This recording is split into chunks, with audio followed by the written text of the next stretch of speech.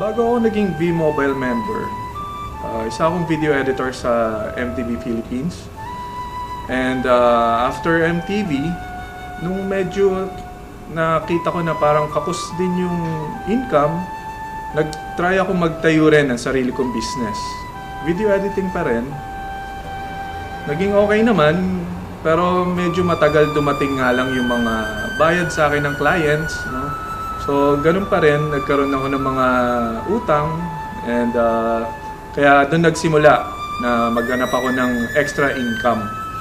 And fortunately, nakita ko si V-Mobile dito sa Facebook lang, at doon na nagsimula yung pagiging V-Mobile member ko. Sabi nga nila, bakit ko pinasok tong V-Mobile? Ay, isa naman akong video editor. So sa akin naman, sabi ko, kung nakita mo naman yung opportunity, lilinyahin mo talaga yan, di ba?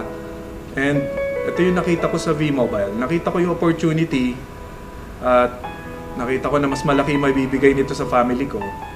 Kaya naiwanan ko talaga yung dati kong profession. Isa sa reason kung bakit ako naghanap ng extra income, kasi syempre lumalaki na yung mga kids ko, kailangan ko ng mga panggastos, no? And yun yung hindi nabigay sa akin nung naging employee ako, naging businessman ako.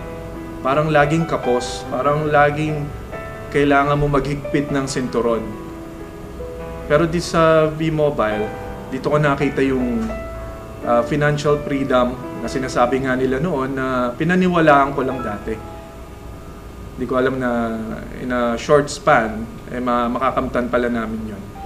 Nasabi dati sa akin ng kapatid ko na yung mga nasa taas lang ang daw kikita rito sa ganitong business. So hindi naman ako naniwala dahil nakita ko naman kung paano patakbuhin yung business that time kahit nag-uumpisa pa lang ako. So ginawa ko pa rin siya.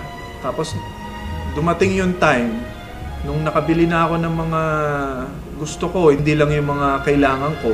Doon nakita ng kapatid ko na nagkamali rin pala siya. And natuwa ako dahil nung nakita niya yung pagbabago sa buhay ko, sumali na rin siya. Sabi ko mga na-accomplish ko talaga. Yung mga utang ko, nabayaran ko talaga sa credit cards, yung 3 credit cards ko na maxed out na. Dito ko nahanap yung pambayad ko. No, inisip ko dati, ko kailangan ko yata mag-abroad para makabayad sa mga utang ko. Pero dito ko yung nakamtan. Pero masigit pa pala yung bibigay niya sa'yo pag yung talagang tinrabaho mo mabuti. Yung family ko, ang galo ko na galing sa V-Mobile para sa kanila, yung nadala ko sila sa ibang bansa. Yun yung dream namin mag-asawa eh. Napakasaya no, nung makita mo yung mga anak mo na nag-enjoy talaga sila dun sa trip na yon. After nun, yung dream namin na mag-asawa na makapag-honeymoon, dahil di talaga kami nakapag-honeymoon after namin ikasal, dahil kulang nga yung budget eh. So, kaming dalawa, nakapag-honeymoon kami kahit late na sa Hong Kong. Tapos dinala ko na rin siya sa Macau. So, ang saya. Parang yung saya na hindi mo inaakalang makakamtan mo pa. Dito lang pala yon sa V-Mobile. Kung alam mo kung bakit mo kailangan gawin yung business, meron kang rason. Like for sa akin, yung family ko. Yun yung magiging lakas ng loob mo eh, para gawin tong business na to. Kahit anong sabihin nila, hindi ka talaga matitinag, hindi ka agad masisiraan ng loob. Dahil alam mo, yung reason bakit mo kailangan gawin yung business. Dahil alam mo naman na tama yung kinalalagyan mo, alam mo tama ginagawa mo. Yun yung magpupush sa'yo para maging successful ka. Sa mga gustong sumali sa V-Mobile, isa lang masasabi ko sa inyo, kung sasali kayo, make sure na buo yung kalooban nyo, na gusto nyo talagang gawin yung business, hindi dahil sumali yung kaibigan nyo, sasali na rin kayo. So dito, kailangan nyo rin naman pagtrabahuhan talaga. Wala namang magic dito eh. So kung dito talagang gawin mo ng tama, may resulta talaga maibibigay sa iyo si V-Mobile. Tuloy-tuloy lang nila talaga yung business. Pag sila uminto, kahit anong rejection, objections yung makuha nila, gawin nilang lesson yun.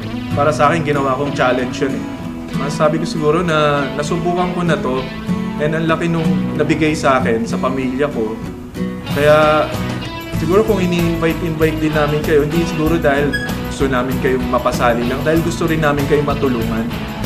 And kung susubukan nyo lang din naman. Kung gagawin nyo rin naman ng tama, tiyak naman yung magiging tagumpay nyo rito sa V-Mobile.